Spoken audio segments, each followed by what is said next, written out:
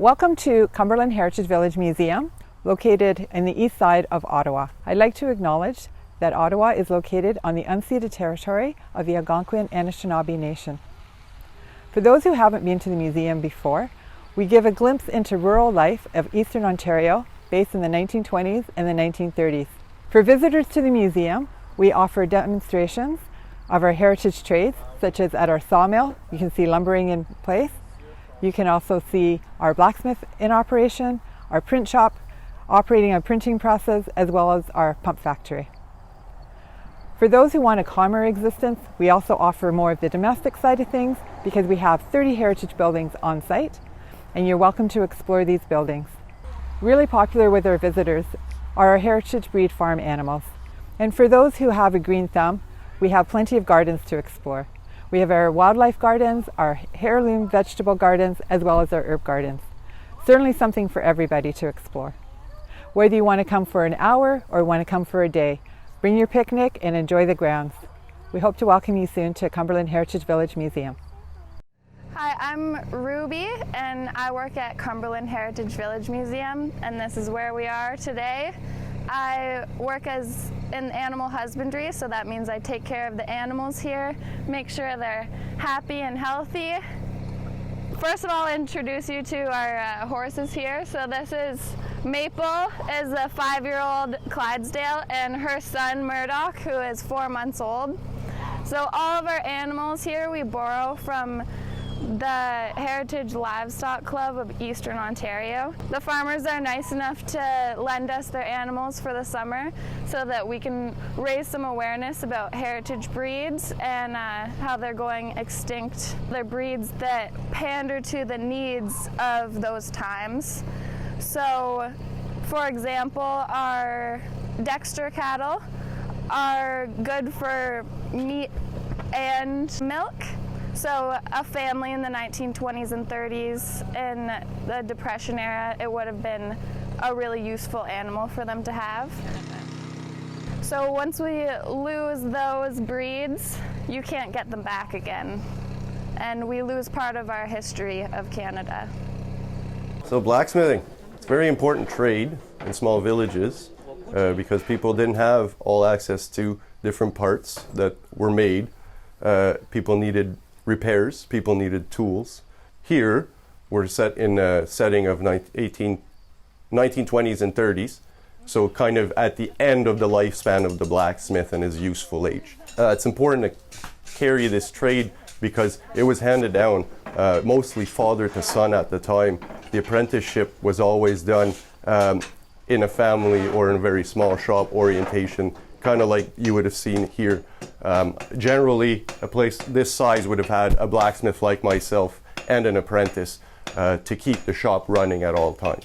In a village, he was probably one of the most important persons to see, because if anything was broken, it wasn't available at the store. You couldn't just walk into any kind of department store, pick something up off the shelf and bring it home with you. So not only was the availability a problem, but also having the necessity of this piece. You didn't have 12 pieces of the same identical tool or anything else. When you're talking about household items, there could have been anything from your fireplace tools to anything that would have been used in metalwork or ornamental. Hinges, any bracket, shelving units, locking devices, tumblers, all kinds of stuff that you basically use every day in the house that wasn't available. Again, door latches are something that was very common because you couldn't buy them, you had to make them. They weren't available on the shelf. Hinges were the same. Mostly tools anywhere around the barn would have been made by a blacksmith. Anything around your property, be it gates out front or a sign out front, could have been made by a blacksmith. Ornamental work, such as gates themselves even, would have been made by a blacksmith. He didn't sell very much items over the counter. There was mostly repair or one-off builds. Somebody wanted something very specific, had very specific demands, and they wanted it built a certain way. Well, I wouldn't build 12 of them. I would build them for this particular customer. because it's something that's so particular to his needs and what he wanted to do with that tool.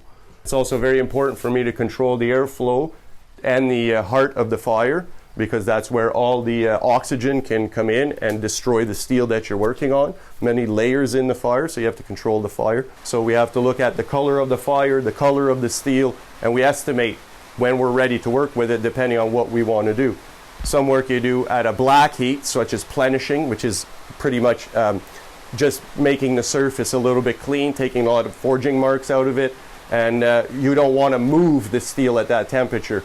When you're working at a dull orange heat, it tends to create a lot of scale on the material. The outer layer tends to oxidize very quickly, makes for dirty work. So you want to work at a higher temperature.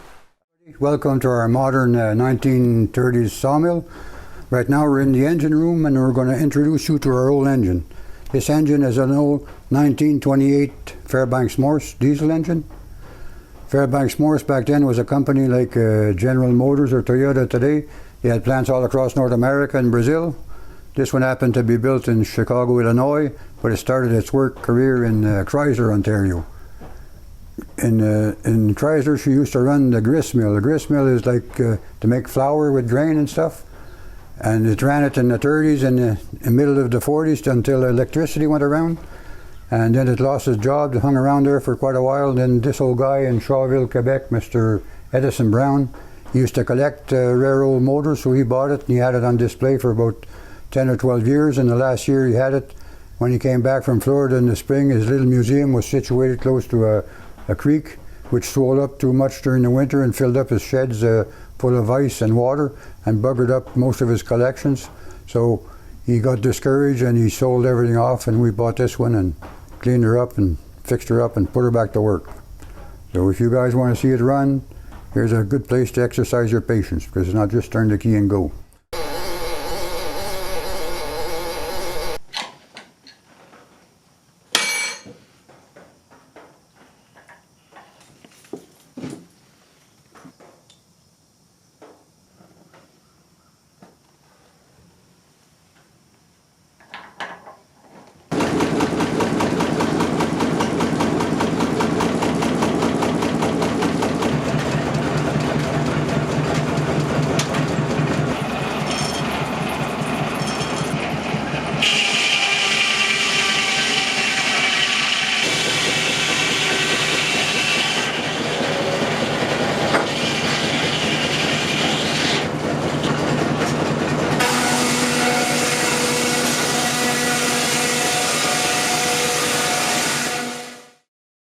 Hi, my name is Sue Glebensky. I'm a heritage specialist here at the Cumberland Village Heritage Museum. I've worked here for nearly 10 years, and my area of speciality is here at the print shop, where I set the type, and once the type is all set and locked up, then I'll put it on one of our presses and print some products so that we can then show and give to our visitors so that they have an understanding of how print shops worked in the 1920s and 30s. So in front of me here is what's called a California job case. It is a 2/3 size case, so that means that it's a little smaller than the standard cases. And in the same way that you have memorized your keyboard on a computer, I have memorized the lay of the case, as it's called. So in other words, these letters that are all set are not alphabetical in order. They are set by the frequency of use. So if I needed to spell the word the, for example, I know that the T's are all here, the H's are all here, and the E's are all here. And every time I set letters, I'm reading it from right to left and upside down. Once I have filled this stick up, I will put it into a galley, such as the one that's here. And once I have filled up all of my type and written the text that I needed to write, I will put away my composing stick and my type case, and I will get ready to lock it up for the pressing. Here we have type that I've set and organized into notepads, but I've set them into a big chase, and I've organized it so that these 4 little notepads will fit onto a standard letter size sheet. I'm going to lock all of these loose letters in place, because if I don't, they'll all fall down and then we'll have to start over again. I've locked and put tension all over the chase so that these letters should be firmly in place. And to test this, before I put it on the press, I'm going to lift it up and make sure that there doesn't seem to be anything loose. Nope. And it's ready to go onto the press. So I've locked everything up.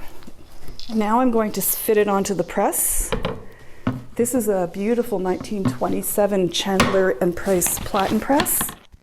It was also known as a clamshell press because of its motion. So the press is now, or the type is now locked onto the press. I've already put some purple ink on the press, and we'll show you how this beauty works. So in 1927, by then, the company had actually invented an electric motor to go on a press that previously would have been operated by a foot treadle. But since by the end of the First World War, the company was working with electricity, it just needed to get the flying wheel going a little.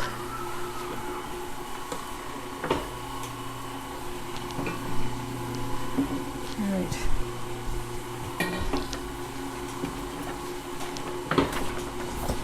So it's a hand-fed press, which means that there's a certain amount of caution that has to be exercised when working the press. Each paper is individually fed into the press and taken out. So this electric motor is a variable speed, so I can slow it down or speed it up. At its maximum, it can print 1,800 copies per hour when there's an automatic hand or paper feeder. If you think of Christmas cards or greeting cards that would have many different colors, imagine that every time we wanted to print a color, we had to wash the press and change the color.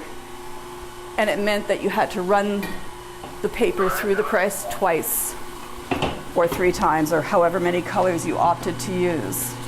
So part of my job is every time I run it, I usually have to do some troubleshooting, because it's a 100-year-old press, things start to wear out, and we have to try and figure out how to keep it going in good shape when parts are not that easy to find.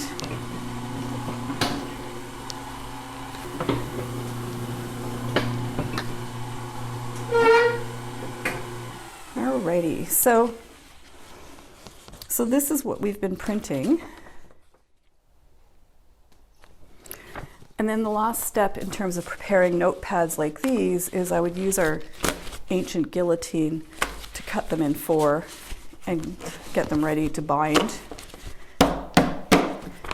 So this guillotine dates to about 1890, and it was manufactured in Toronto. Mm-hmm. So the idea in operating this would be to clamp down your paper so that it's locked in place. And then you had to use this lever, which would bring down the blade, cut a bunch of notepads, and they're not evenly cut. I would trim them, but once we glue them along the top, they're ready to give out, and we give these as souvenirs for visitors who come to the site.